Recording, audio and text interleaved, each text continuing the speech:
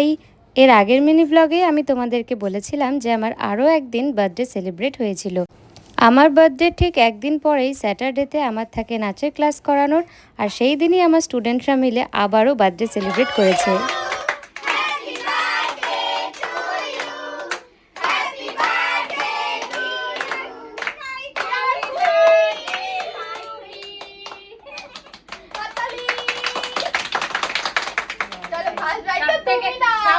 আমার সব থেকে পুরানো, সব থেকে ছোট থেকে আস্তে আস্তে বড় হয়েছে যে বাচ্চাটা, তাকে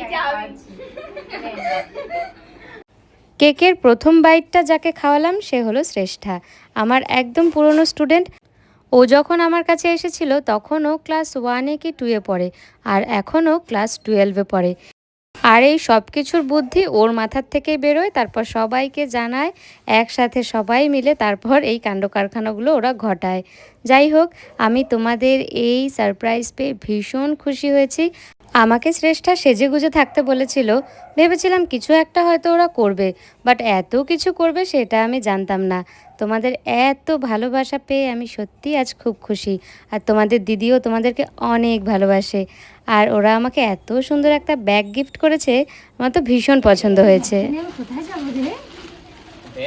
এটা নিয়ে তুমি ক্লাস করাতে যাবে, মনে আছে বসে ক্লাস করানোর ব্যাগটা ছিঁড়ে গেছে।